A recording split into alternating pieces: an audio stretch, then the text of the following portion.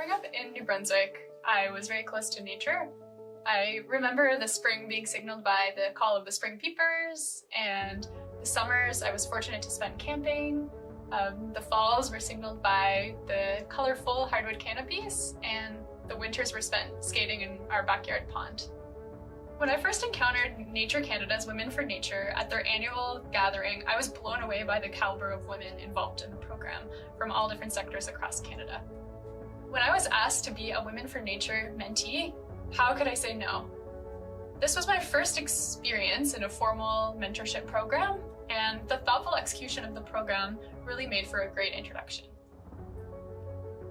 As a woman, and especially for young women, it's so important to see other women in roles leading change. It makes these roles seem more attainable. And this was one of the big benefits of participating in this program, is seeing so many women in these roles leading change for the protection of nature in Canada. To me, Women for Nature all have a willingness to support and lift up other women. The work of the Women for Nature really gives me hope, and I look forward to continuing to being involved and continuing to work together to protect nature in Canada. So when I started the mentorship, I was at a phase where I had just moved to Ottawa. It's a brand new city. I was just started law school, so networking was really important. It was something that I worked on with my mentor, so it was really helpful in making strong connections while I was in Ottawa. I worked with my mentor to set goals for where I wanted to be 3, 5, and 10 years. And in doing this, it was a great way to help me make decisions that aligned with these goals. Because I had just started school, I was making a lot of decisions for where I wanted to go with my studies, what I would do over the summer. So having these goals helped me make decisions that aligned with them. At the beginning of the program, the mentees and the mentors take an online test that assesses your learning style, what you're hoping to get out of the program, your areas of interest, and matches you based on your answers with a mentor. So there's this process of matching to make sure that you're compatible with your mentor, and then you have sessions with the mentor every, however often that you want, and then there's additional webinars that are supplementary to the mentorship relationship. And these webinars happened monthly, and they were made up of panels of really inspiring women from across Canada. So additional contacts and insights from other Women for Nature. We're at a crucial time where we're facing significant biodiversity loss, climate change, and we all have a responsibility.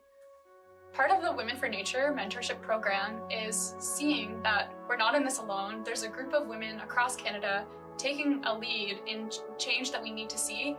And part of the mentorship program is about finding our role in this change to better protect nature in Canada.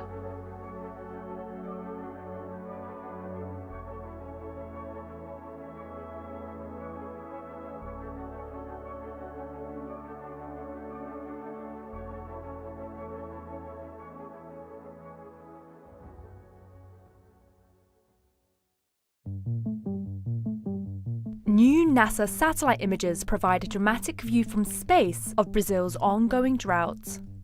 Scientists have observed changes to Brazil's water levels using NASA's GRACE satellites since their launch in 2002. This data visualization, created from satellite measurements, shows how Brazil's water levels have varied over time.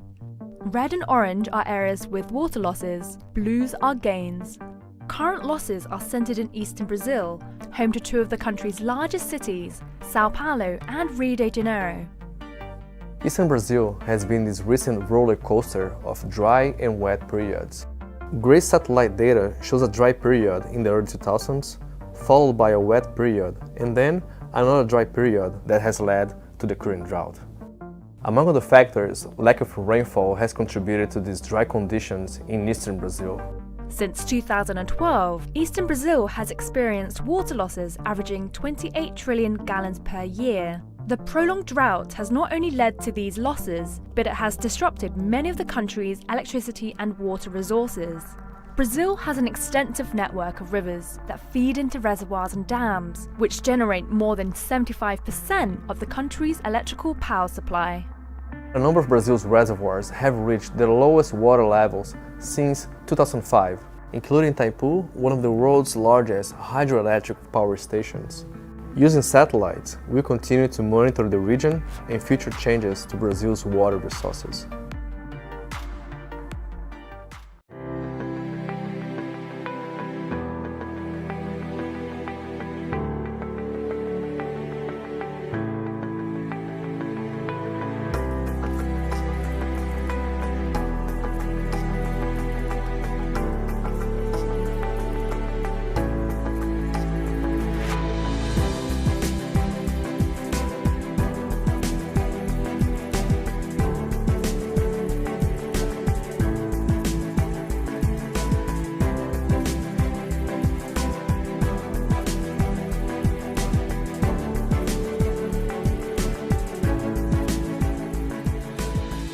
خلال الأزمة تعرضت البنية التحتية للري لأضرار جسيمة، مما أدى إلى نزوح المزارعين من قراهم وعدم زراعة أراضيهم.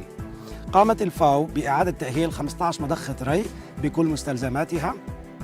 الاستهداف اللي تم من قبل منظمة الفاو لصالح مجموعات الري وإعادة صيانتها وتأهيلها طبعا كان موجه باتجاه الجمعيات الفلاحية التي كانت موجودة مسبقا ولها تنظيم إداري في بعض الأحيان، وتم هيكلة الأخوة الفلاحين في تلك المنطقة من قبل عناصر مديرية الزراعة وتنظيم أدوار السقاية وتنظيم مجموعات السقاية، بالإضافة إلى تنظيم عمليات الحراسة وعمليات الاستثمار الأمثل لهذه المحركات.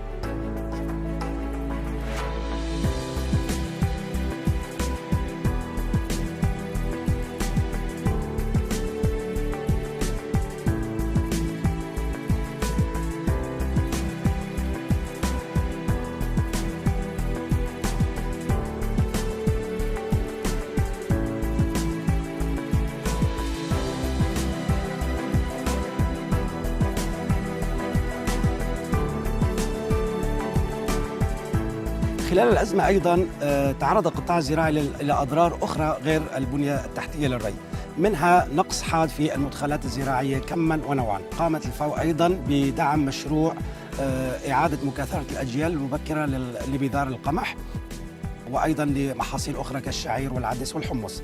هذا الحقل تم ريه حديثاً وتم توفير المدخلات الزراعية المناسبة من بذار ذو جودة عالية، ونتيجة لذلك نتوقع إنتاج مرتفع يصل إلى ما يزيد عن 4 طن في الهكتار. نتيجة للتكامل بين مشاريع إعادة تأهيل البنية التحتية للري ومشروع إكسار البذار الأصناف السورية المعتمدة، سيؤدي ذلك إلى دعم استقرار المزارعين في قراهم وتحسين سبل عيشهم، مما سيساهم في تعزيز الأمن الغذائي في محافظة دير الزور بشكل عام.